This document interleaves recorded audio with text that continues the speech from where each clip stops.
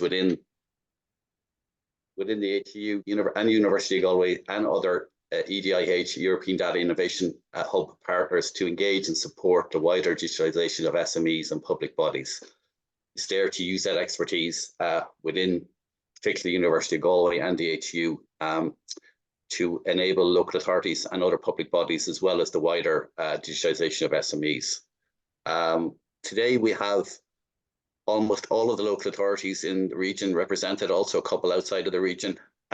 We have people from Fáilte Ireland, I know, who work very, very closely with local authorities and provide a lot of funding in relation to tourism throughout the region, and they too are welcome.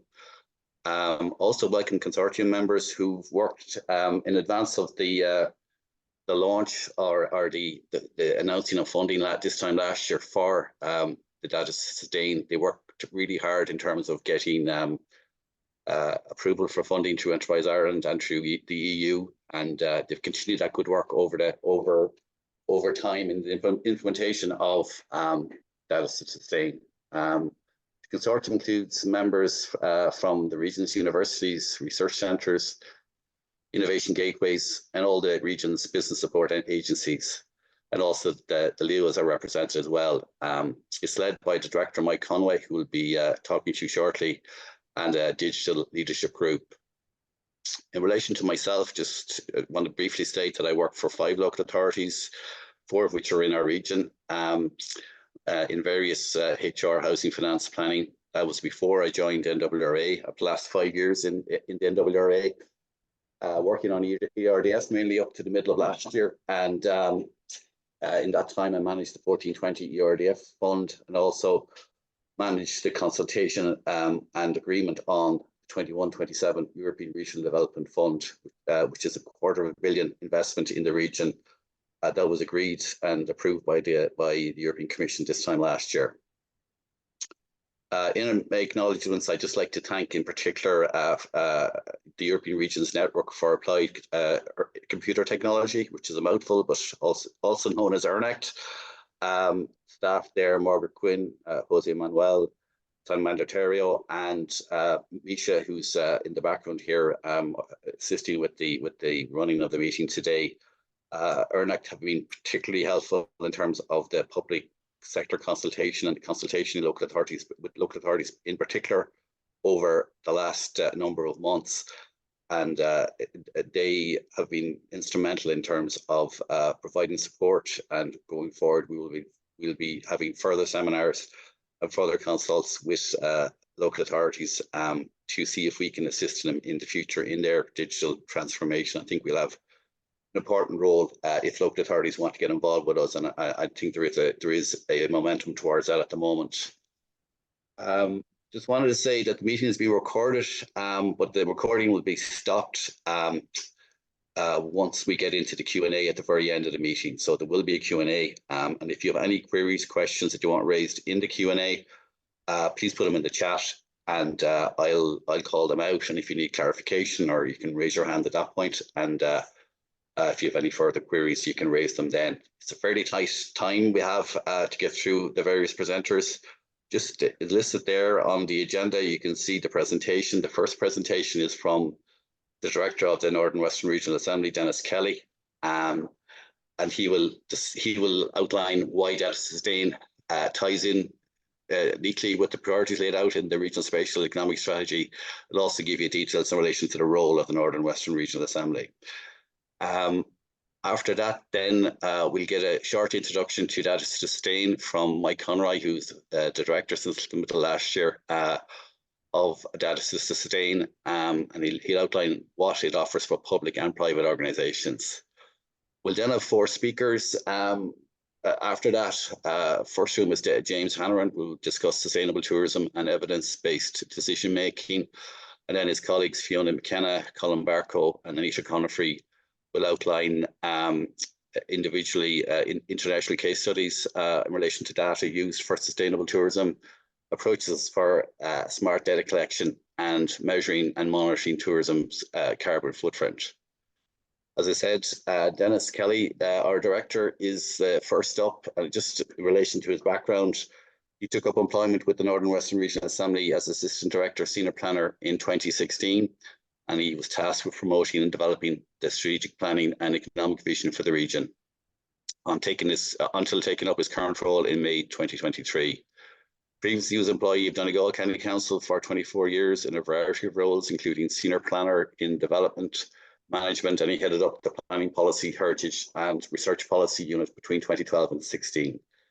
Gained planning experience in a vast number of planning authorities, including the Republic of Ireland, England, and in the Northern Ireland. He holds a BA Honours in Urban and Regional Planning and has a postgrad degree in Town Planning. He'll now speak on the role of the NWRA and how data sustain can assist in delivering on some of the key priorities of the RESAs for the region's spatial economic strategy. Over to you, Dennis.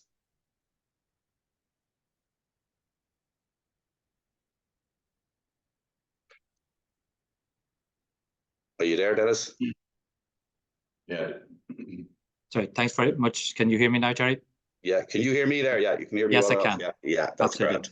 Thanks very much, and welcome to everybody, and for the introduction there, Jerry.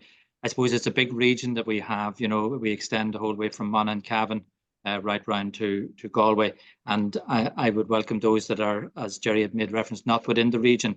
And that's good for us, because when we talk about the regional spatial and economic strategy and the policy of the Northern Western region, we actually see it as being more to do with clusters and catchments, and our community catchments do extend beyond boundaries, and they extend into Northern Ireland, never mind into other counties within the Republic of Ireland. And we recognise that, and we endorse that within the regional policy.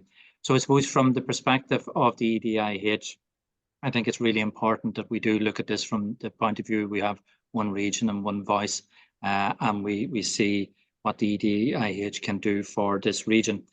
Within the work, if we just go to the first slide, please, there.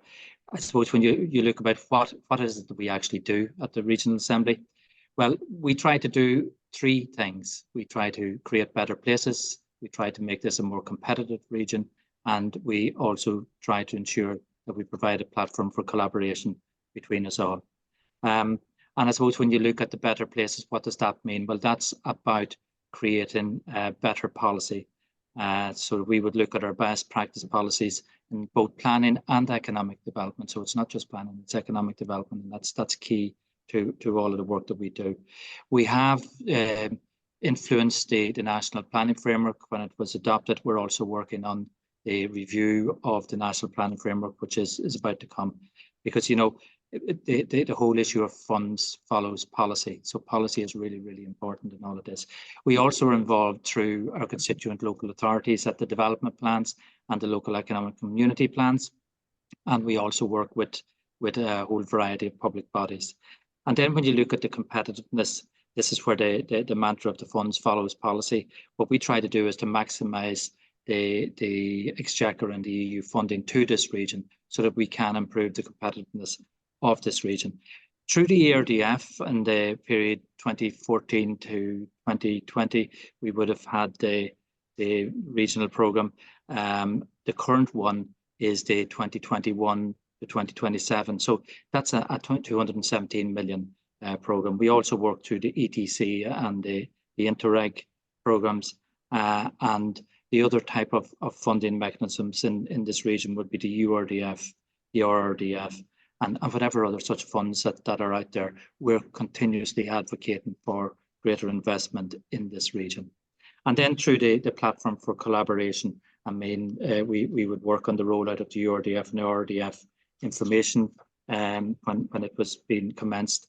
We also have provided smart regions training delivered by ARAP, and we are being involved with the other two constituent regional assemblies in the country in rolling out the smart and sustainable mobility policy training with the Department of Transport. The European Digital Innovation Hub, I think, is really the cream of the one for this region. It is something that is really important because it instills the whole ethos of smart practice, looking at our digitalization and seeing how that can move through for the betterment of this region. Just next slide, please. And as I said, that's the regional spatial and economic strategy and the regional programme.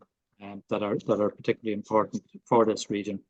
So as I say, 217 million, 55% of the funding is actually going through the Smarter Europe of that 217 million. So it is a particularly significant fund for the region. Next slide, please.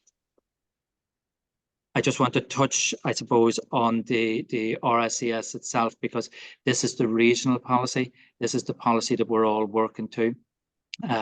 It's the implementation and the amplification of the national planning framework. So that's the high level policy framework for this country.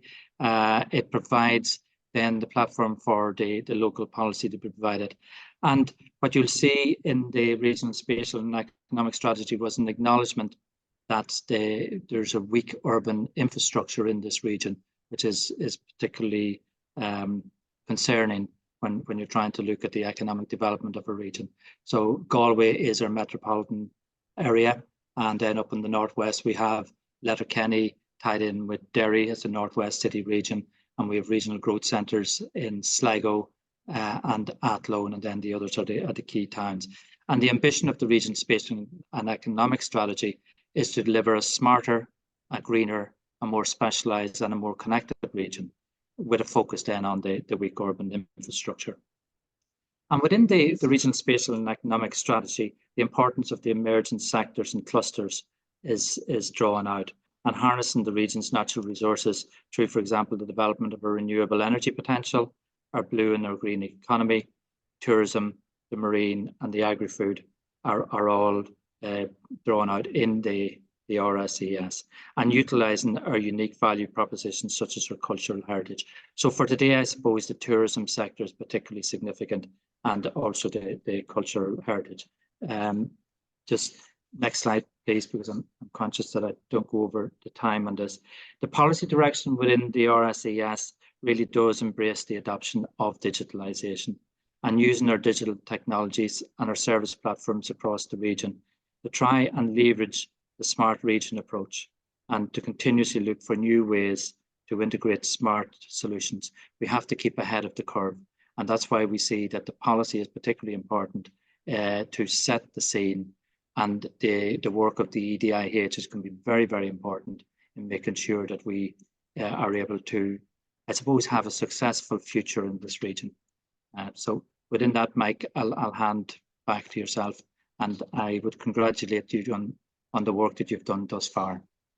Thank you, Mike. Before that, I just might give a wee intro to Mike, if you don't mind there. Keep it short. I keep it short. You have a long list of achievements, previous record, etc. In terms of you've been working as an engineering vice president, managing director, and site executive over a 20-year period in 3 different multinational operations. And you've held global responsibilities in product development, digital innovation, product management, and cloud operations. You've also extensive experience working in publicly funded digital innovation, and as a board member of the Innovation Technology Atlantic Gateway Technology Association, over 200 members, and you're recently appointed to the Government's Enterprise Digital Advisory Forum. Just like to thank Mike for his work since the middle of last year. I've been working with him pretty consistently over that period of time, and he's proven to be a real driving force behind the implementation of data to sustain. And he's also put the word out there. He's been going to every part of the region and beyond in terms of just spreading the message of data to sustain. So with that, then I'll just hand over to you, Mike. Thanks, Jerry, and thanks, Dennis, earlier. I'll keep this really short and get into the meat of things with James and his team. Just 2 slides. Data to Sustain is a European Digital Innovation Hub. It's one of 4 announced by the Minister towards the end of last year, funded for 3 years and hopefully longer. It brings together sort of digital specialization, brokerage and service development with all the regional universities. All the regional universities, probably the wrong term, but the Irish universities, the Atlantic Technology University with 9 campuses spread out through the west and northwest, the University of Galway, etc. And more importantly, leverages the flexible and online development platforms, the research and development capabilities, the piloting environments, and obviously the multiple engagements with both community and industry. It's also supported, and the enterprise agencies, development agencies, and industry development agencies are funded. And so the model is, it's an existing fund in place. It provides services for free to SMEs. SMEs are anything up to 250 users, typically, or employees rather, and professional and public service organizations are not for profit. So it can be a real funded mechanism to bring together stakeholders and innovation across both public and private, and is, as I mentioned, covered through the open access program and de minimis, and hence available for free. It's multi-service, so we're in the startup phase over the next 3 years. All details can be got on that website, or you can just drop a note to info@datatossustain.ie to get more. This is an example of a sort of ecosystem of expertise. So there's global and international experience on the call in the area of sustainable tourism, but also embedded heavily in the region from Donegal to Clare. And so it's an example of bringing that together and creating a forum, and then evolving that either in workshops or in specific test for best type projects. So I won't go into all that, and specifically also to repurpose and localize any of the aspects on the right-hand side of the slides and make them applicable to public sector leadership, technology, or community networks. We have been working late last year with colleagues, in partnership with Jerry and his team and EarnAct, to conduct a series of interviews, also with the local government management agency, and that unsurprisingly, brought these items to the surface. But when you go into the detail, it's clear there's some opportunities to work together, both in the public and private sector, to facilitate workshops, education, and potentially innovation projects in a number of these areas. Today is obviously quite specific and focused on data and policy in the area of tourism. We will be conducting a series of these in conjunctions with what we believe the feedback has said, and we'll be doing that in conjunction with local government management agencies or other stakeholders to sort of direct that. That will lead on to facilitated workshops, and we think that will bring value to stakeholders. Again, like I said, these can be funded bottom up through advisory and consultancy. So, for example, some of the people that are on the call today later will be in a position to be sort of funded internally in order to provide consultancy services or advisory services in support of the region. And also there's obviously a wealth of ecosystem and EU networks that can be leveraged, many of which, again, the consortium brings together.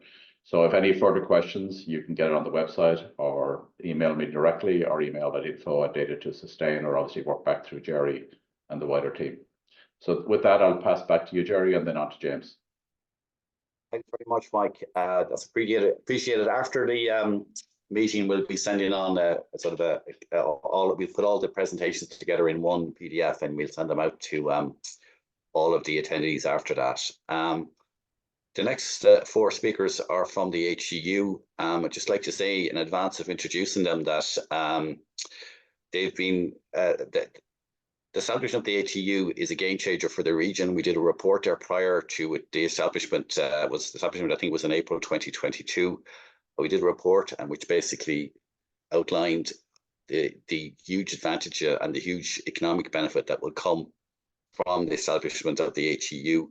We've had a huge connection over many years on EU programs with the HEU, and we feel that Data Sustain will be a key avenue for collaboration, and which will allow us, the HEU and local authorities, to come together and work on projects, and just hopefully over time then it'll become mainstream, and that we'll find the HEU ourselves and local authorities working in conjunction with projects and other kind of cross cooperation that we can do over time. The first speaker from the HEU is Dr. James Hanrahan. James is the director of the UN WTO Atlantic Sustainable Tourism Observatory Ireland, and is currently a lecturer in tourism management in the School of Business and Social Science at HEU Sligo. He's worked in many different roles in the tourism. It's from being a tour guide, tour operator, tourism manager, tourism entrepreneur, tourism consultant, and a lecturer. And he's been a lecturer in Ireland, New Zealand, Hawaii seems to come up a lot here in terms of the people from HEU. They obviously a destination they like to go to. Don't blame them. Bulgaria. He's also been in Bulgaria, California, and Britain. He's a key set of publications related to sustainable destination management. He has a clear track record in research supervision at PhD level. He continues to work for the public and private sectors in between in tourism planning and development. You'll find, I'm sure you will find from all of the speakers from the HU, there's a huge passion for this topic, the huge interest in the region and developing it and from a tourism point of view. And it's an important topic going forward because it will hopefully, stir some conversations into the future from local authorities who may wish to replicate what has been done here across the region. So I'll just hand over to James then. Thanks very much. And thank you everybody for attending today and for the opportunity to present. So we are from the Sustainable Tourism and Visitor Economy Laboratory in ATU, which is an amalgamation of all the 9 campuses that we have from Donegal, Sligo, Mayo and Galway. And within that, we run the UN Tourism Atlantic Coast Sustainable Tourism Observatory Ireland. And it's been a long journey to get to this, and we've had an awful lot of support on this journey from all the stakeholders. So from Fáilte Ireland, local authorities, tourism enterprises, the WDC, NWRA, and we are slowly but surely making progress in this area. So I'm going to share some of our successes and some of our problems along the way today, and hopefully you'll get a good snapshot of what we're up to and what's happening within these destinations. So the first point really is that we're working very closely all the time, as everybody else is, on the Sustainable Development Goals. And number 12 is one of our areas of concern, which is responsible consumption and production. We've mapped all these Sustainable Development Goals against the indicators that we use. And we started off using these indicators in about 2017, and we'll tell you a little bit about that journey first of all. So in 2017, we went out and collected the data, and it was published in 2018. We worked with, then we were IT Sligo, GMIT, and Donegal, Letterkenny, Institute of Technology, and we worked with Sligo County Council, Clare County Council, and Donegal County Council in just seeing, in a pilot study, could we collect these indicators, and if so, were they going to be useful, and what were going to be the barriers along the way. And also Shannon College of Hotel Management through NURG at the time. And it was funded by the WDC and all the local authorities, and we got an awful lot of support from Fáilte Ireland in this. We could bring our data back to them and show them what we were getting. Very interesting when you're starting to collect data out there in the field. And one of the we used the European tourism indicators at the time was the average occupancy rate, and we were using it just for hotels, and we were able to feed that back in and find out actually it was more appropriate to use it for all accommodation. So all the time we try and amend these and make them better, and cross comparison with other destinations outside of Ireland. There's a report on the first pilot study. It's up there on ResearchGate for anybody to see. And I suppose the first step in collecting that data was to decide what data we wanted and what indicators we wanted to use. So we sat down with all the destinations and asked them about that. And at the end of the day, it's a bit like the NCT or the DOE or the WF or whatever you're doing for your car. They're going to test certain things to make sure it works and it's safe. So the ETIS, which is European Tourism Indicator System, we decided to pilot and run with that in the destinations. And really it gives you a snapshot or a dashboard of how healthy your destination is in certain areas. And this had been piloted in 29 countries across Europe. So we felt confident in doing it, but we did run into difficulty with certain aspects of it. One of the main issues was it was still desk-based at that stage, and interviews and paper questionnaires. So it took an awful lot of work and an awful lot of time to collect the data. And then when we got the data at the end and we were comparing, you can see in this very confusing looking slide that we used at the time with Clare, Donegal and Sligo compared against each other in all these different indicators dropping down from economic, social, environmental. And it really didn't translate well. When we brought it back to the planners and we'd sit with them and show them the data, it really didn't translate well into actions. So we wanted really just to drive evidence-based planning. In some cases it was used, but a lot of times it was it just didn't translate. We didn't see it translating into it. And one of the destinations we worked with was very interested in comparing themselves to the other destinations. So we found that they actually used it more in a comparative analysis. So they looked at what was happening within their regions on that. And for example, one of the indicators is the percentage of holiday homes to residence homes, and that varied in each county, and that's open source data that we get from the CSO. I have to say some of this data we have to gather ourselves, and some of it's available because Fáilte Ireland spent a lot of time and money collecting that, so we use that, the CSO and the EPA. So it's really useful to have that data and to be able to see it longitudinally and what's happening. It didn't really translate for us, so we decided we'd try again and see if we could do another approach at it. And on this time, we were starting to work with the UN Tourism in their International Sustainable Tourism Observatories. And again, we got lots of support. This time, Galway County Council, because we decided we'd work with some of the islands off Galway. We're actually working with 6 islands, 2 off Donegal, and Donegal County Council came in and supported as well. And County Clare, we also start looking at the Hidden Heartlands and just testing. These are kind of pilots to see what works, what's well. And now let's look at the digital smart collection of this data was one of our focuses on it, because it's quite costly and time consuming to collect it.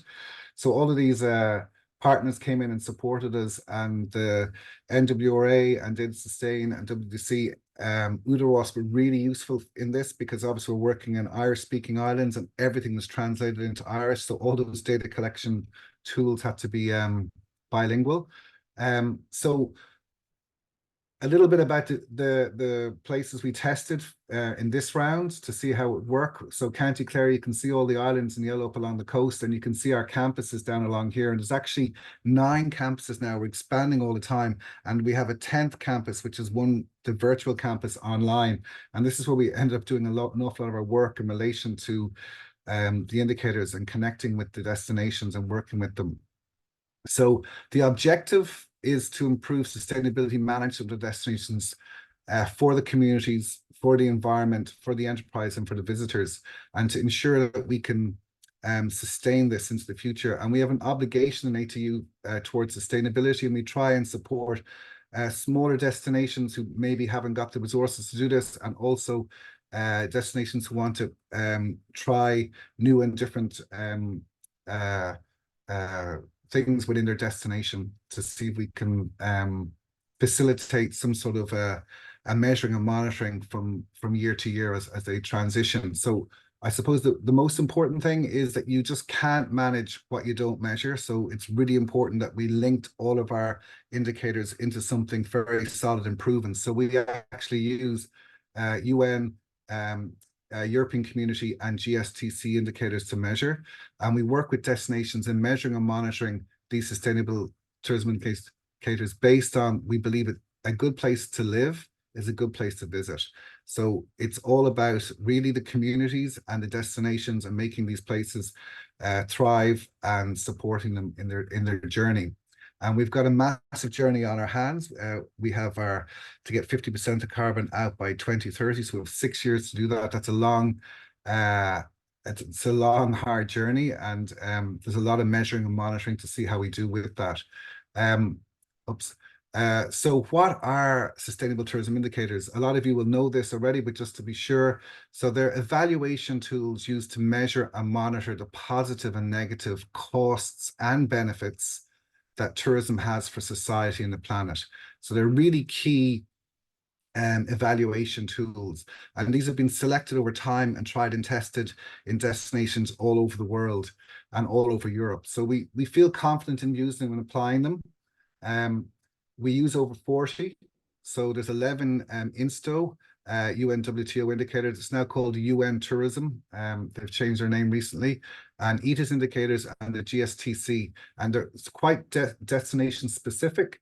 And in collecting these indicators, we had to change our approach to make it more efficient. And we have people today who are going to talk about that, the smart harvesting of it. And here's an example of something that was happening in County Clare, and that was for the visitors.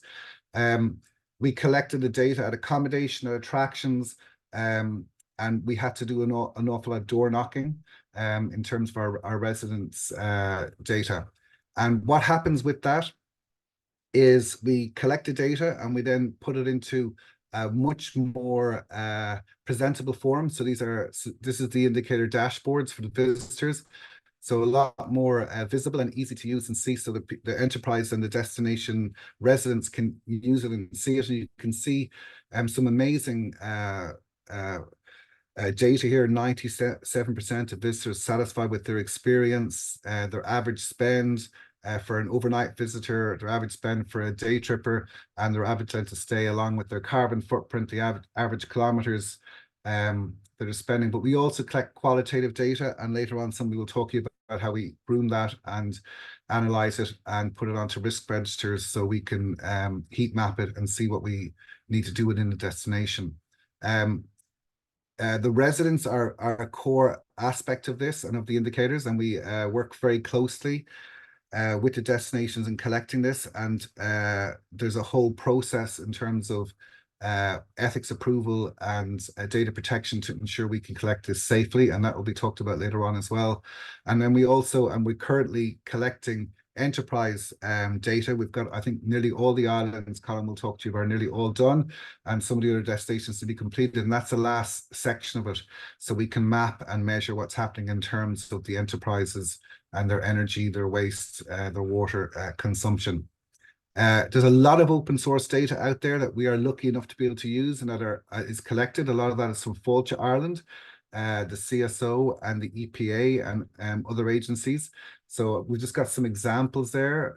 The number, I think I mentioned the number of secondary holiday homes per 100 homes in a destination. So in County Clare, it's 10.8. That's an important factor to look at in terms of the penetration rate. And it's just some examples within that of what happens within the destination and how we link into it. We obviously don't have the resources to collect a lot of that data, so it's great to have it sitting there and to be every year and put up in open source format for all destinations to use. And we spend a lot of time showing destinations where this is and how they can use it themselves. So how are the indicators used? So they're used as a management tool. So within each destination, we try and work with a green team or a tourism committee or whatever it is that they have on their level, and to support them in their transition towards net zero. And a monitoring system to see how they are changing from year to year, and how is their destination performing for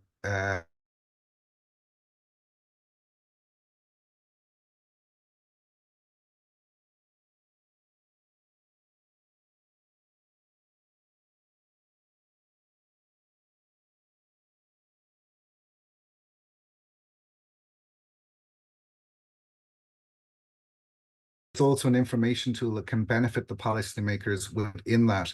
So you'll see today how some of the work has been very customized to the destination. Some of them are very small and very delicate destinations, and some are quite big, and it works well in certain places and it doesn't work in other places. And we share all this information all the time with the stakeholders and bring it back and say, look, this isn't what's working, this is what's working, so they can see. One of the kind of benefits of this is if you want to certify your destination as a sustainable tourism destination, you need to be showing that you're collecting sustainable tourism indicators, and you need to be, and what's more important, you need to be showing how you're using that in evidence-based planning and how you're impacting on policy. So Clare has made in their 2030 tourism strategy has decided they are going to be a sustainable tourism destination, and they're striving to become certified, and we're working with them at the moment in doing that, and we're collecting that data with them. And what's more important is we're working with their group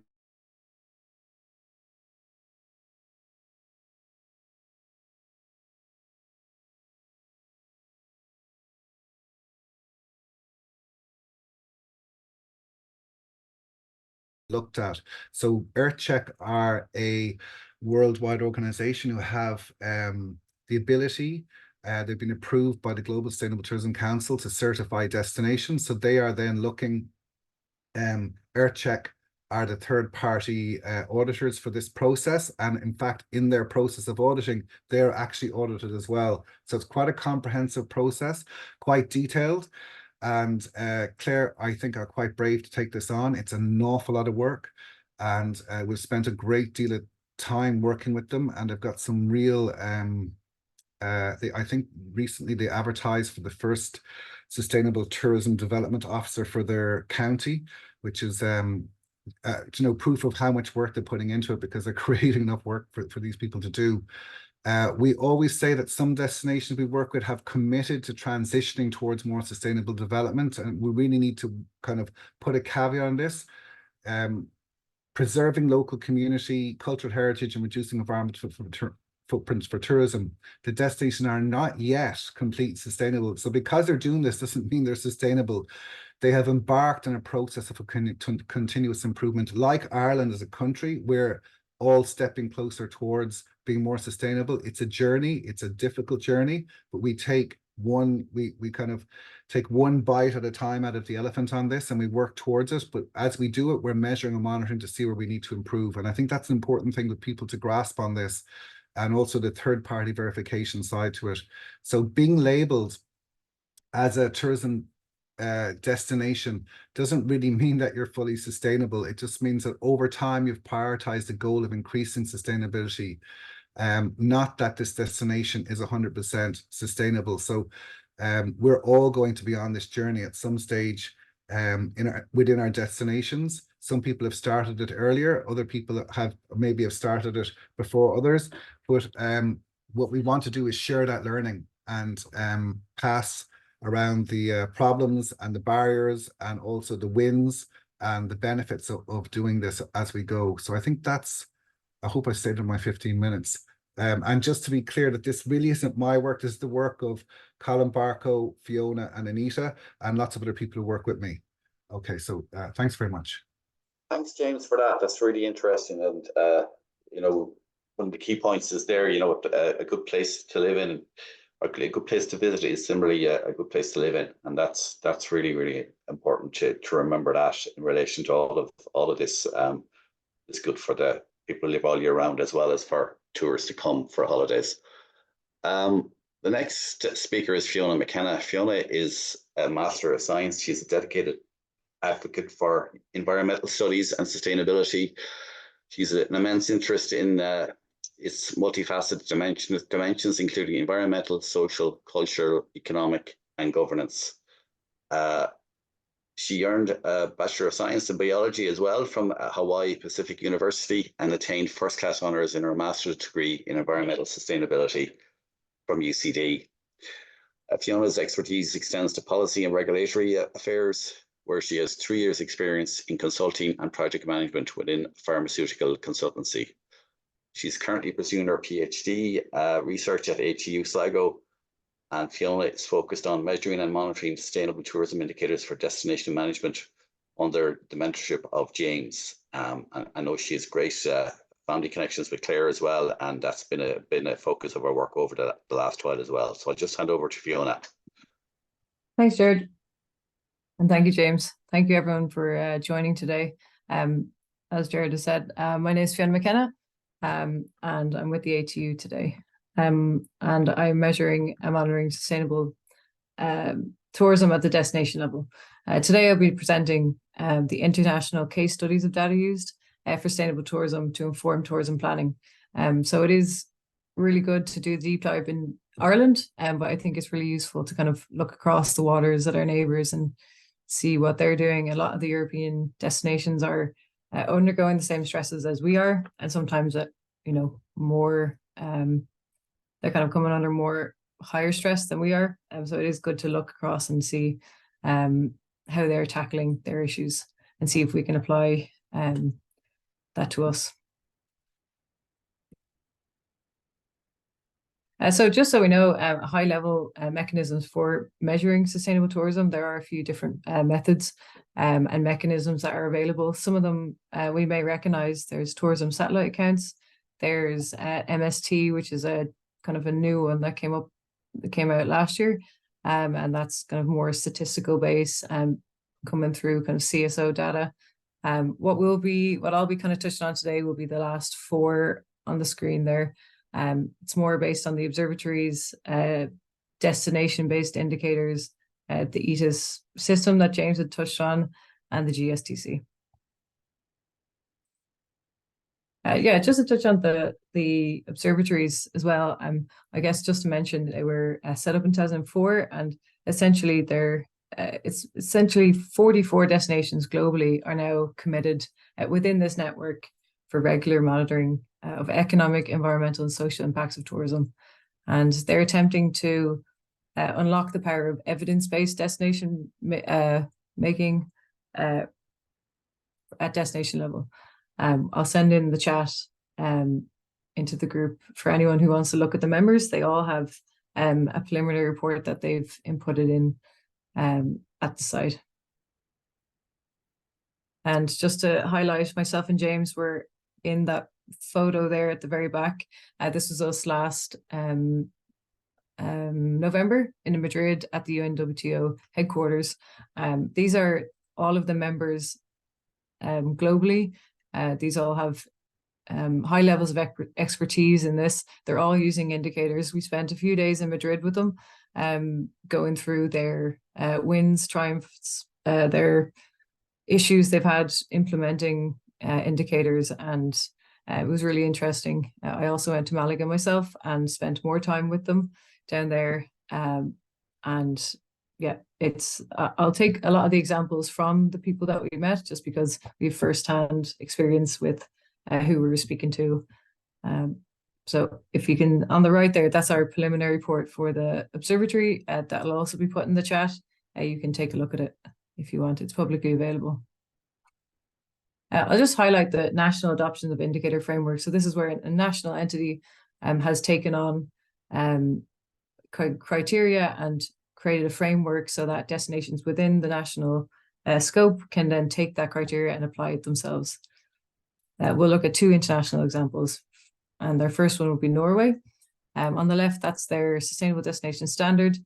And this, essentially, they've published this, and they have said that destinations can commit to measuring these standards, and they will achieve essentially almost like a certification at a national standard.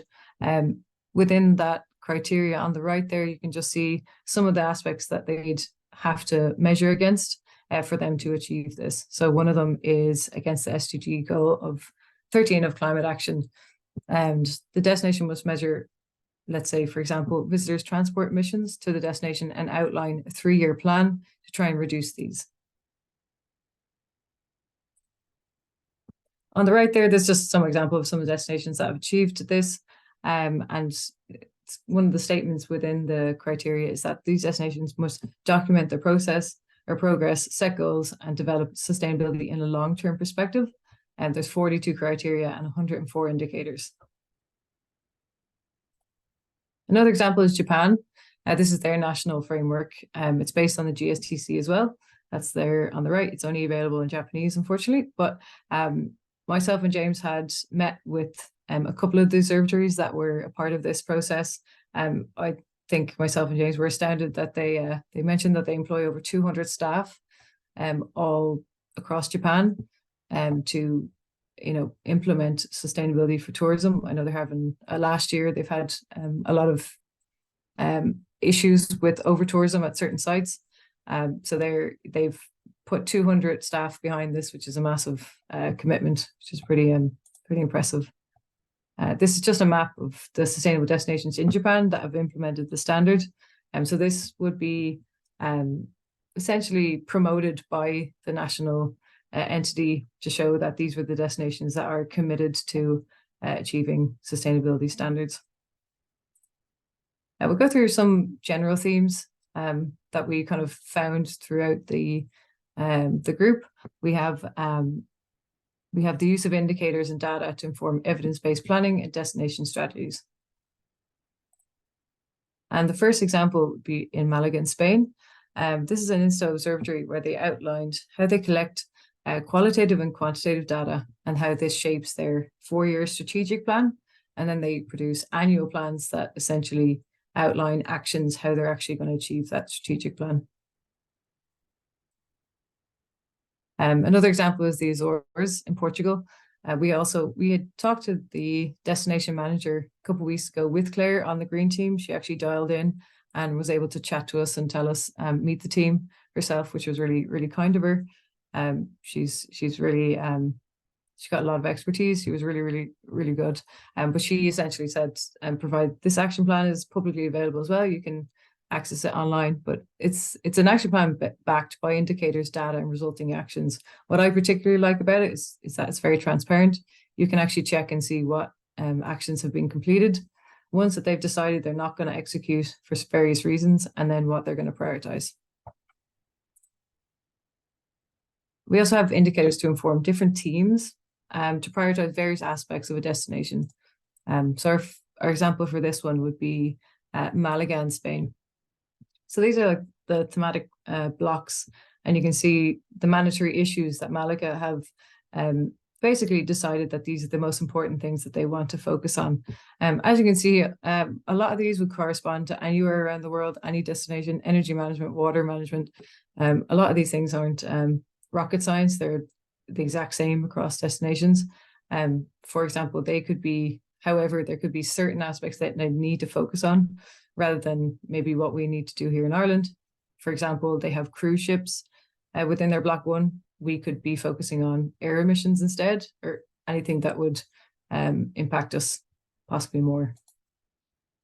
Another observatory we saw was, or we met, was the British Columbia Observatory within Canada. This is just a nice kind of visual to see how they're visualizing their themes and indicators, and this was their work that they were conducting with their resident population.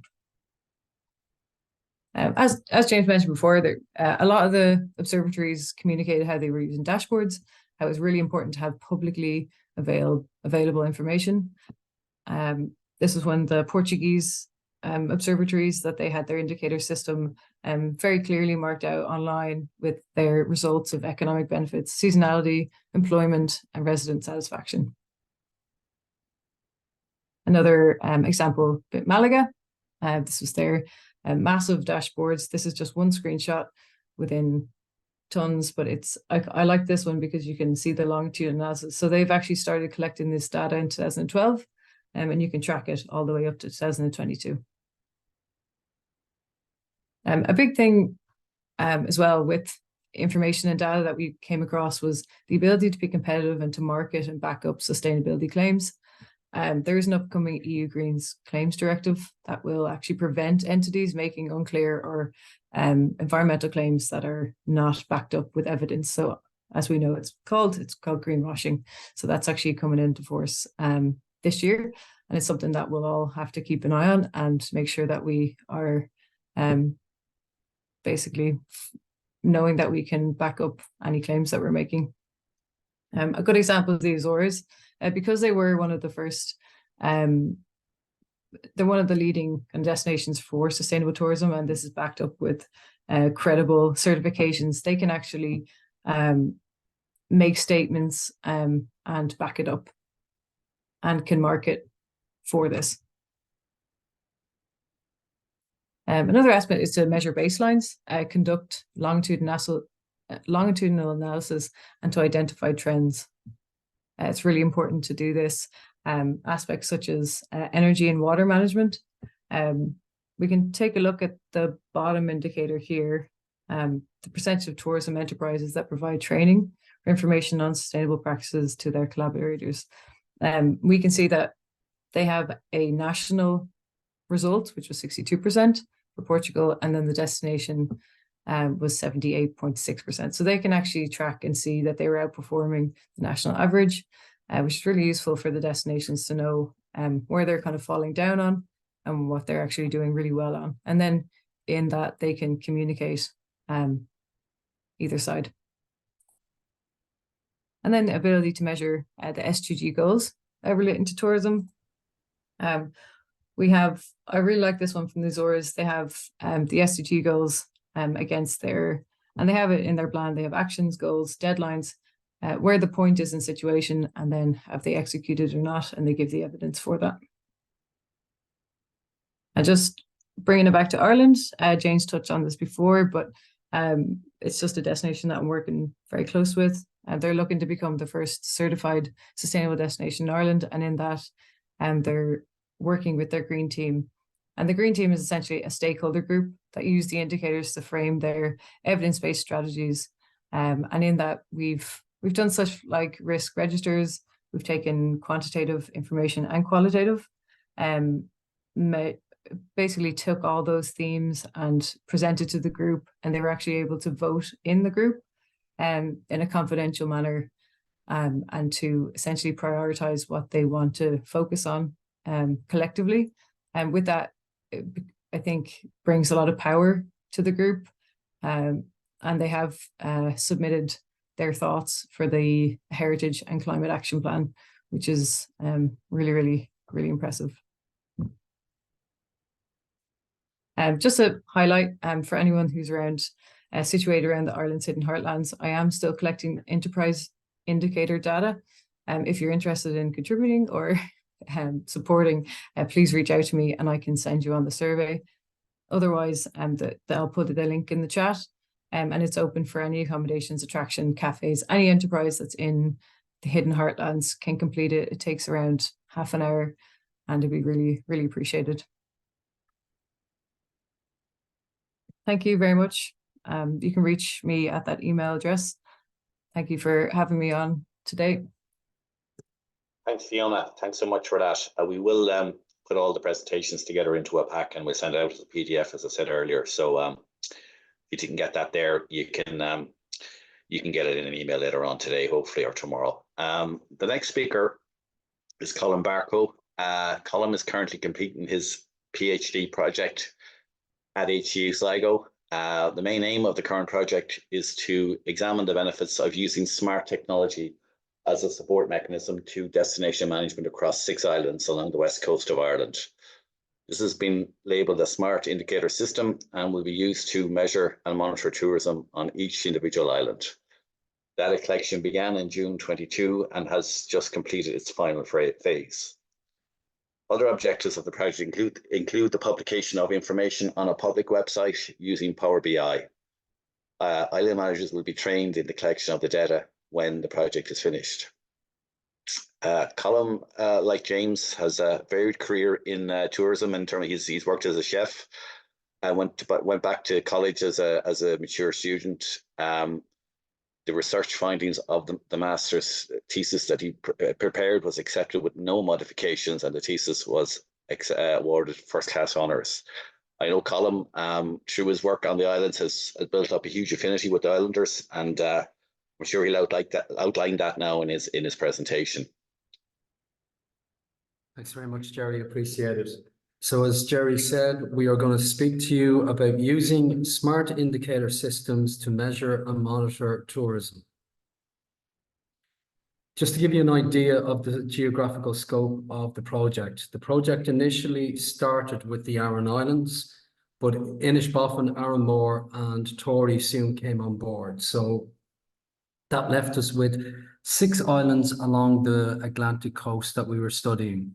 At this point, it's really important to thank Galway County Council, Donegal County Council, Fáilte Ireland and Údarás na Gaeltachta, who all contributed additional funding to this research. The question: how do you collect data on 6 offshore islands along the Atlantic coast? Smart data collection was a necessity. So this is the smart indicator system that Jerry alluded to. So it's got 2 phases here. You've got the research and planning, and you've got the practical application. So in phase 1, you identify the key indicators. You identify the target stakeholder segments that you want to survey and that you want to research. You collect the data, you analyze the data and create the tourism strategy, while then you assess the island's needs. Now, the practical application of this model will look at the private, social, and public impacts of destination management. We begin with evaluating the social impacts, evaluating the impacts on the island's well-being, creating a cost-effective strategy. Island-specific analysis then follows in relation to environmental impacts. Financial impacts and financial sustainability would be my key area, actually, is the next step. So when we were designing the surveys, the decision was made prior to the data collection that the chairperson of each island committee was contacted to create stakeholder engagement. It was decided that a set of 3 quantitative surveys should be designed in Irish and English. If you look on the right-hand side of the slide, you will see what has now become our signature brand, which is the curragh. And underneath that, you will see the English version of the question and then the Irish translation. And thanks to Maeve and Udaros Nagualtacta for doing that for us. So the surveys were divided into 3 key areas: visitors, residents, and enterprises. Typeform was the survey instrument used to collect the data because it plugs into an awful lot of other systems. Protecting the visitors, residents, and enterprise was very important to the integrity of the project. Data is protected and stored on a secure cloud on ATU drive, and this was approved by the Ethics Committee, and we thank John Bartlett for that. The application of the strategy itself started by using Typeform and QR codes on uniquely made posters, business cards, and brochures. You'll also see in one of the pictures here, one of the stickers, and I'll talk to you about the pictures now in a moment, for each set of quantitative surveys. A digital presentation pack was also produced in English and Irish for each island manager. I'm actually going to draw your attention to the middle of the slide here. And if maybe you can see my arrow where I'm showing you the brochure that we gave to the island managers and the brochure that we used to launch the project.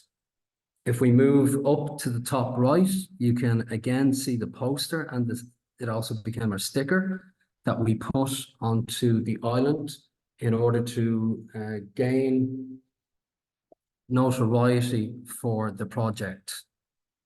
In the bottom of the slide here, the bottom middle, just under the brochure, you will see the business cards that we put together for those accommodation stakeholders that wanted to give them out to their guests. And in the bottom right-hand corner is the digital presentation pack, which was also produced in English and Irish for each island manager. You'll notice here there is a theme of a pub here on the islands. This is a pub door where we put our initial poster, and this is Inishmaan, the wall in the pub in Inishmaan. And then, of course, down at the bottom, you have your sticker on the back of the horse and trap. So the smart approach worked very well when it did work. The engagement was sometimes difficult because of the Wi-Fi issues on each island, and the data automatically uploaded to the cloud for analysis and into Power BI. The recommendation probably we would give here would be green teams for data collection and implementation going forward. Main obstacle to this approach was the slow uptake and knocking on doors, which was very costly. We were very lucky we had the budget.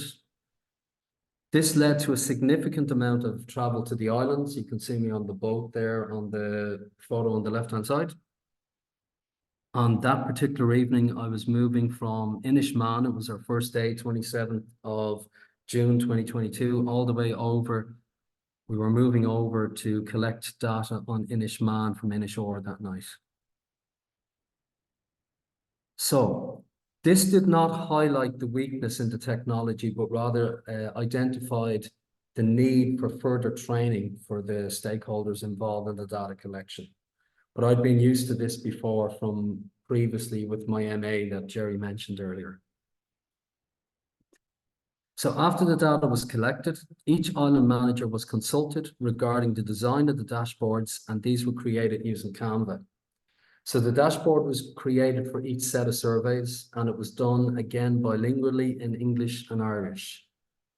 All data sets were cleansed, and each dashboard was made bespoke for each island. Okay, and it will be presented very soon. This is just going to give you a flavor of the dashboards that we put together. This is the enterprise dashboard, and here we have the mythical island of Inishbui. You'll notice up at the top of the poster, we have the crest of the island, and the poster is a nice pew yellow. So we are going to continue this theme with the other islands where each island manager has been contacted, and they've given me the crest of the island and the colors of the island, and we're going to build the posters around that. So some of the data that we've collected on the island are the percentage of locally produced food, accommodations that have accessibility to people with disabilities, percentage of enterprises separating different types of waste, and also the percentage that support local biodiversity and landscape protection, conservation management. You can also see in the far corner of the dashboard there that we are actually using water management, looking at sewage, and we're also looking at bathing water there. You can see in the middle of the poster climate change. We've measured that, and we've also measured the energy use of each enterprise and how much they're spending, what fuel they are using. 43 different indicators is what we used across all 3 quantitative surveys. So each island manager will be first to see the data. This is done in individual meetings, as has been the norm throughout the project. I just want to call your attention really quickly to that beautiful photograph at the right-hand side there. I got that photograph on Inishbofin at 8:20 on a lovely October crisp morning. Bay Cottage there in Inishbofin. So the next step would be to train the island managers and stakeholders on the use of the data that was collected for them. Training the island stakeholders to use the data is so important because they can put this evidence-based data into submissions and submit it into plans. Some of this has happened with the transport plan as part of consultation with 2 other islands at the moment. So 2 of the Galway Islands at the moment we're working with on that. So where do we go from here? How do we move the dial forward? So we're going to start with the development. I'll explain to you about Power PI and the story of the website that will house the data. So let's start with the story website, which will be publicly accessible, and each user will be able to use the drop-down menu. Now, if you look at the burger on the right-hand side of the top of picture 1, if you can see my arrow on it there, that will be helpful. You'll see the 3 lines on top of the white banner there. That's the menu that will release this menu here. In the far right of the, or far left rather, of the slide. No, it is the far right. So this will allow access to each data set collected from county to county and all 6 of the islands. Power BI itself was selected because it is the default choice from most sustainable tourism observatories. This will be used to support the housing of sustainable indicator data collected. This can happen each time that new data is collected and transferred to the Excel sheet that drives the system. So as mentioned earlier, what is the next step? Well, the next step is based on the experience of this project would be the use of smart technology would need funding and the setting up of green teams for each island. This would not only allow the researchers to train each island manager, but it would also allow them to use their dashboards that we're giving them a bit more succinctly. So thank you very much for taking the time to listen, and I'll hand you back to Jerry. Thanks, Jerry. Thanks very much, Colin. Thanks for that. It's very interesting. As I said at the start of your presentation, it shows the affinity you've developed over the course of this project for the islands. Just want to mention there, it doesn't seem to be too many questions in the chat so far, but please do put questions in and we can go through them there at the end of the meeting, and we'll stop recording at that point as well after the next presentation is completed. The next presentation is from Anita Conifrey. Anita is a PhD research candidate in ATU Sligo. She's worked across a broad tourism industry spectrum and has developed a keen interest in promoting sustainable destination management. Her research interests are focused on facilitating tourism transition towards net zero emissions before 2050. Currently, Anita is reskilling and upskilling employees from a wide variety of enterprises in environmental sustainability in the workplace. So her work in terms of what she's been doing is quite groundbreaking in relation to the development of indicators, particularly within Ireland. I know she has a huge interest in that, and she's from the same county as myself, County Leitrim, so that means obviously she has a great interest in the rural areas of Leitrim and beyond it across the region. So I'll just pass you on now to Anita. Perfect. Thanks very much. I hope you can all hear me, can you? Can you hear me? Yeah. We can hear you there. Oh, yes. Perfect. Yes. Sorry. Brilliant. Just give me 1 minute.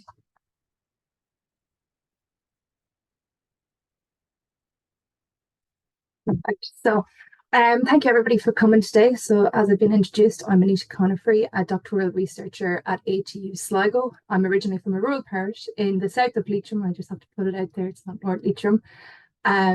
So I know how important tourism is for rural communities, and I have a keen interest in making Irish tourism sustainable so that everyone can benefit from it. So I'm working on this research with Dr. James Hanrahan and Dr. Leo Creedon, both from ATU Sligo, and also Dr. John Carthy, ATU Galway, and Dr. Conor McTiernan, ATU Donegal as well. So as I said, this is part of my PhD research project, and the purpose of the project was to establish the first baseline carbon footprint of Irish tourism and identify limitations in data collection and distribution in Ireland. So I'm going to bring us into the background into climate action in tourism and why it's important. I'm going to bring you through the methodology that we utilised, and then I'm briefly going to bring us through the results and discussion, and then I'll shortly conclude it at the end as well. So there is a link to the full report of the first baseline carbon footprint of Irish tourism that my colleague Fiona might pop into the link there for you. And also there is a link to our webinar on upskilling Irish tourism for a decarbonised world, which is also on the story at ATU website. And hopefully Fiona can pop those links in for us. So just to begin, we need to understand the bidirectional relationship between tourism and climate change. So tourism is climate sensitive and depends on a clean natural environment and personal security to thrive, but yet it produces significant emissions that contribute towards the climate change impact. So it's a never-ending cycle. So the United Nations that James have mentioned as well, they developed the 17 Sustainable Development Goals as an urgent call for action by all countries, and this can be used as guidelines to develop sustainably at a policy making level and also at an organisational level. So my research, or our research, falls under goal number 13, which is climate action.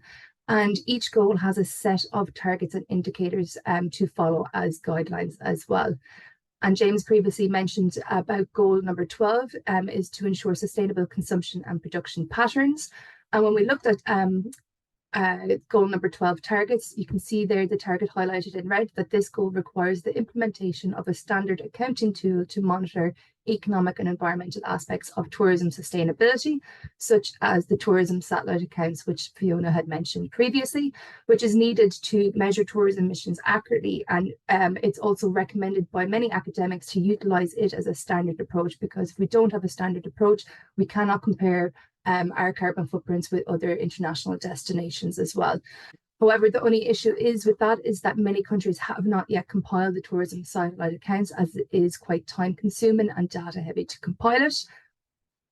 So moving on to the European Union. So from its perspective, the European Union have set out several policies, plans, regulations, legislations, and directives to achieve the net zero agenda. And under the EU climate law, member states are obliged to meet the set reduction targets. So the EU established the EU Green Deal to help transform the economy into a modern, resource efficient and competitive economy, with the aim to reach the net zero emissions by 2050. Economic growth decoupled from resource use, and ensuring that no person and no place is left behind. And to help achieve the EU Green Deal, the Fit for 55 legislation was established to introduce several legally binding targets. Other regulations and directives were also established to help achieve the Green Deal. So one of them was mentioned, I think, by Fiona previously. So two that will have a significant effect on all enterprises is the Corporate Sustainability Reporting Directive, which requires all enterprises to measure and report on their environmental and social impacts to evaluate their sustainability performance. And then the Green Claims Directive, which is targeting widespread greenwashing and banning the use of misleading and vague environmental claims on products and services. So this is a longitude analysis of the European national tourism plans in Europe. So Europe has continuously dominated the tourism industry for decades, and we've gained the highest proportion of international arrivals. Hence, Europe should become the leaders in sustainable tourism development and management to mitigate climate change impacts. However, to date, European national tourism plans have scarce and lack climate change content and decarbonisation strategy. And as you can see from the sample graph here of our longitudinal analysis that reviewed over 109 national tourism plans from destinations within Europe over the time frame of October 2019, which is the red line, and then again it was analysed in July 2023, which is the green line. So you can see that the pink X's as well, hopefully you can see them anyway. There's 5 pink X's in the boxes going down, and this X stands for the destinations that have a carbon footprint measurement in their plans. So they're being completely transparent within their plans of what their carbon footprint is. And then on the right column, you can see there is different countries within Europe that were assessed, and the top row is the different criteria that was assessed on. So for example, the first question there is, do they have a plan in place? Then there's another question, is there any content on climate change being mentioned? Then another one would be, is there a measurement of carbon footprint of tourism as well? So on there. We can see that the discussion has increased slightly from the longitude analysis in 2023, but it's still not quite at a high enough level yet. So this is possibly leaving the tourism industry vulnerable, as there's still some countries that don't have a plan in place. This is currently being updated as well. So this is an ongoing analysis. So hopefully we will have all of 2023 put in shortly into the new updated version of the graph. Nevertheless, it is evident that the tourism industry has a vital role to play in global decarbonisation, and it has been well documented by the United Nations World Tourism Organization, the Glasgow Declaration on Climate Action, which was an outcome of the COP26, and many academics have stated that there is an increase in demand to measure, monitor and report tourism emissions so that we can eliminate or reduce the emissions drastically. So this allows us to monitor decarbonisation levels annually as well, to see if we are achieving our targets, as we cannot manage what we do not measure. and tourism cannot be considered sustainable unless it is actively decarbonising. So just to highlight where Ireland is at the moment in terms of climate action in national tourism planning, we have improved tremendously on an international level, and that is something that we should be very proud of ourselves for. So we're really taking this seriously in Ireland. So under the EU climate law, as mentioned, member states are obliged to meet the set reduction targets. So that includes us, Ireland, here in Ireland. So looking at it from a national perspective in Ireland, there are several policies, plans, regulations, legislations also set out to achieve the net zero agenda. I've outlined some of them here. There is plenty more, but I will go through briefly some of them. So we have our national planning framework, which ensures national, regional and local plans align to values of long-term of economic, environmental and social progress. And one of the most significant acts developed in Ireland in the fight against climate change was the Climate Action and Low Carbon Development Act. So this is committing Ireland to achieve net zero by 2050. Now, this act also has set out several challenges, huge challenges for every section of the economy across local authorities and ultimately all communities. So this is our businesses and individual consumers as well to overcome these many challenges. We've also the Finance Act, which introduced the carbon tax, which is increasing to €56 per tonne of CO2. We also have climate action plans that are updated annually, and then we have our long-term climate action strategies, which are updated every 5 years. We also have a climate action framework for the commercial semi-state sector that outlines a series of 5 commitments. And more recent one, we have the public sector climate action mandate, which aims to ensure public sector bodies lead in decarbonisation. And this is done by phasing out the use of parking in buildings where there is access to good transport services or mobility sharing options as well. We also have the local authorities have their climate action plans in place as well. And we need to note that local authorities are key drivers in advancing climate policy at a local level. So they're vital to this transition. So from analysing the methodologies to measure emissions, we looked at all the international methodologies that were available and that have been used in the past, and we compared them against each other to get their strengths and weaknesses. We came across the hybrid environmentally extended input-output life cycle analysis, which is deemed to be the most accurate as it combines the bottom-up and the top-down methods. However, it cannot be implemented internationally, as mentioned before, because not all countries have compiled the tourism satellite accounts. So the tourism satellite accounts were not compiled in Ireland at the time of this study. However, the good news is that in 2023, the CSO released the first tourism satellite accounts for 2019. Although more detail is required, this is a huge step for Ireland. So going back to our methodology that we had to utilise before the tourism satellite accounts, we established an integrated bottom-up methodology to utilise as a starting point to measure, monitor and report tourism emissions from 2019. We felt we couldn't wait any longer, that we needed to get on board like the rest of our colleagues in the academic sector as well. We, as Ireland, gather tourism data annually, so Fáilte Ireland and CSO have quite a lot of data, gather quite a lot of data actually, which is fantastic compared to some other countries. And this data is publicly available as well.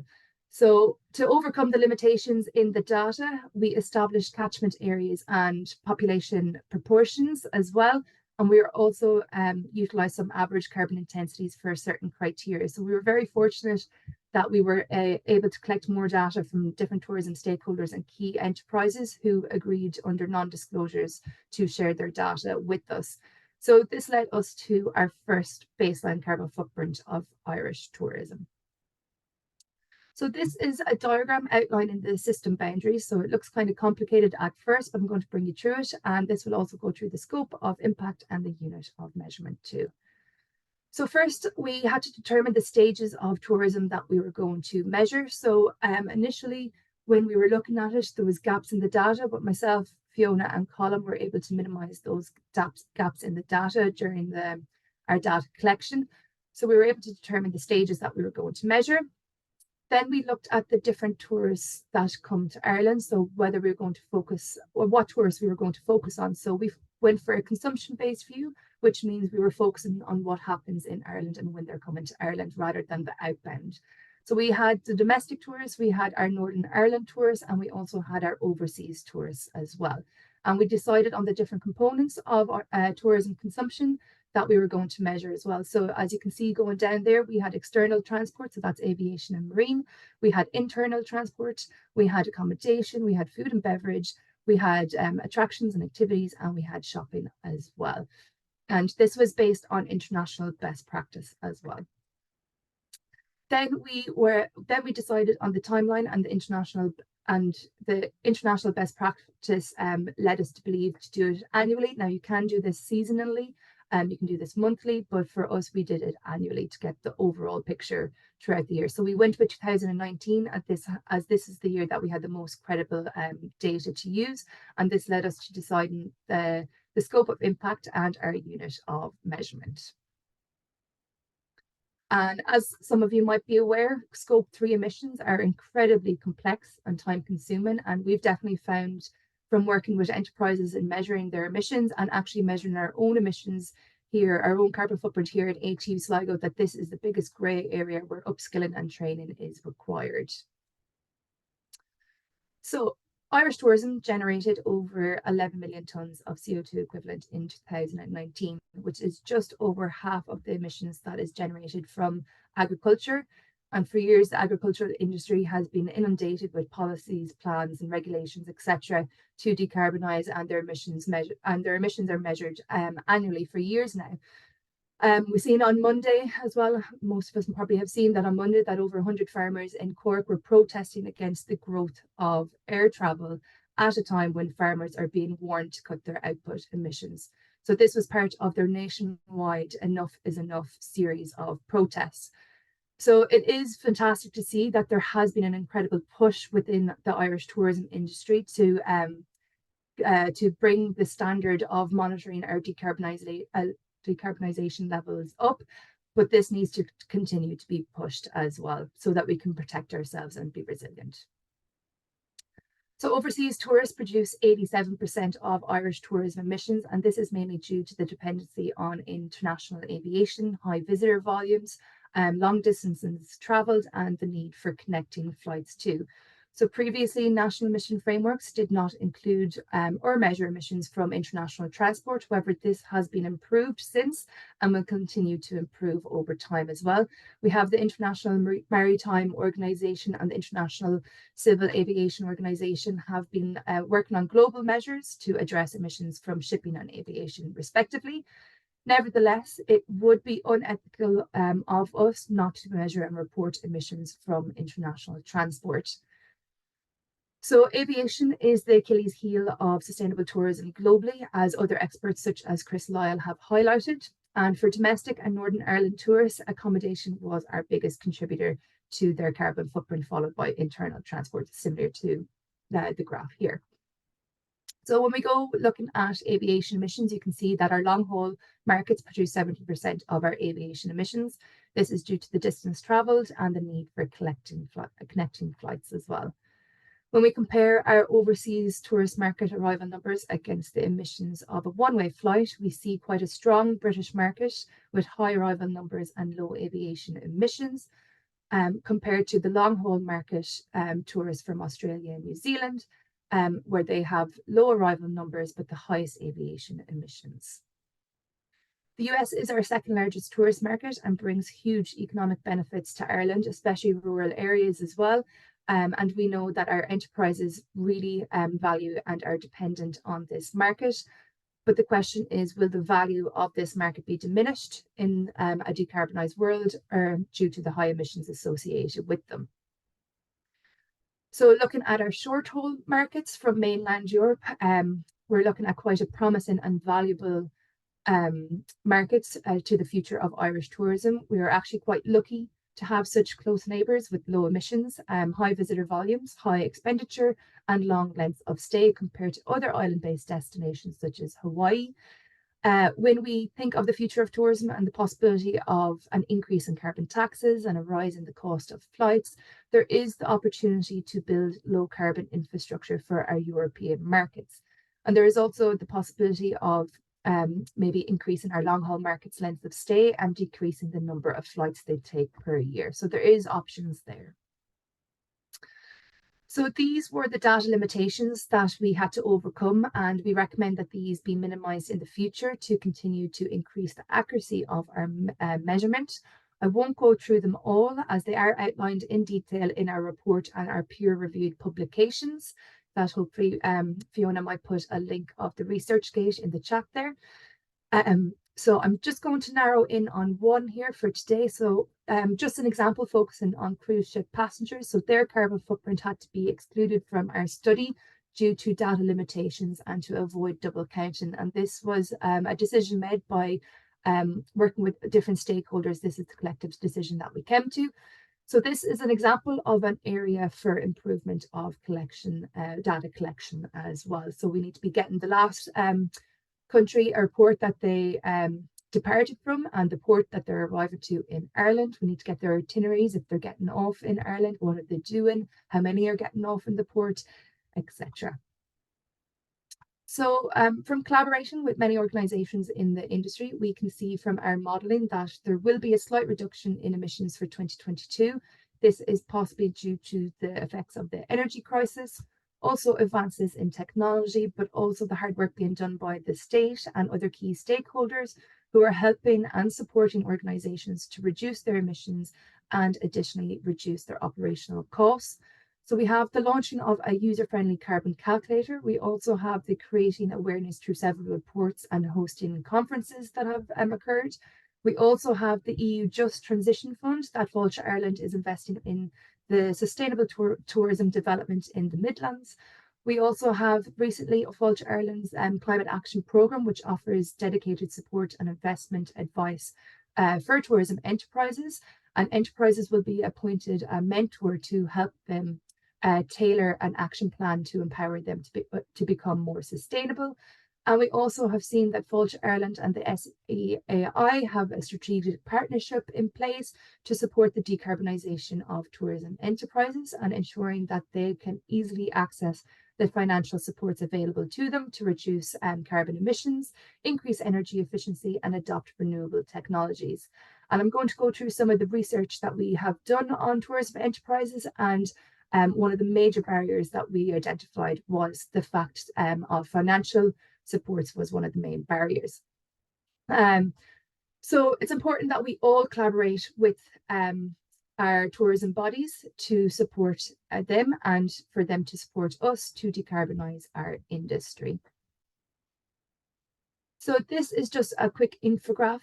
This is up on the ResearchGate that you can look at it in more detail as well. But back in November 2022, we got a small amount of funding from the Higher Education Authority to complete research on tourism enterprises and also tourism educators to assess them in terms of the challenges of the net zero and the level of upskilling that is required.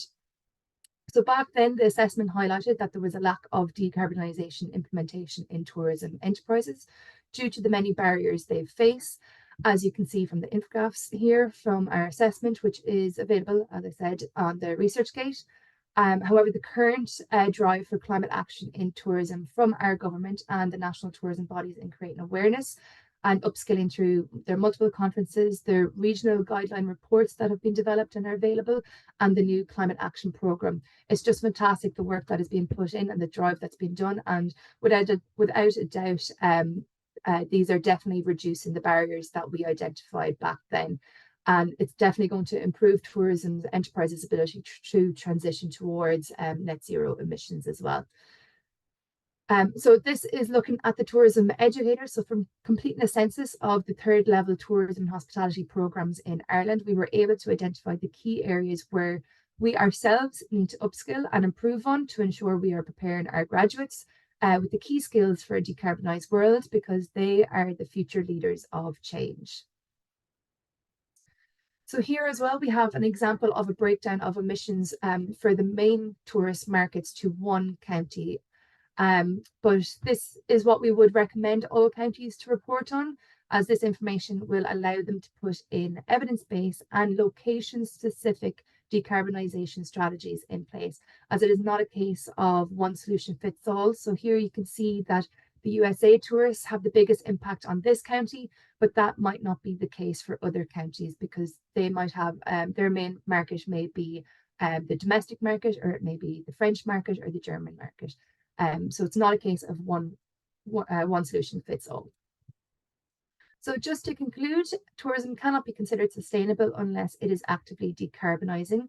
And the tourism satellite accounts are being compiled as we speak, but more detail is needed. And this achieves one of the UN Sustainable Development Goals under goal number 12. It's one of the targets.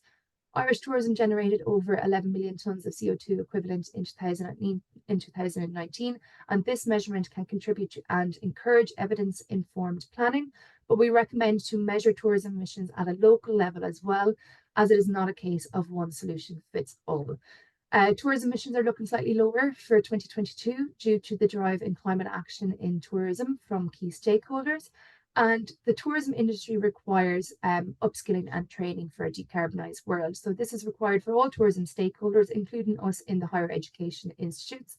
And this is something that we are, as educators, currently working on throughout Ireland. And from this Irish initiative of analysing our tourism educators, we recently received a small budget from the EU Green Alliance to roll out this research on other EU tourism educators in other EU destinations. So we're collecting that data as we speak. So from an EU perspective, we will be able to determine if tourism graduates are prepared to become leaders of change in a decarbonised world.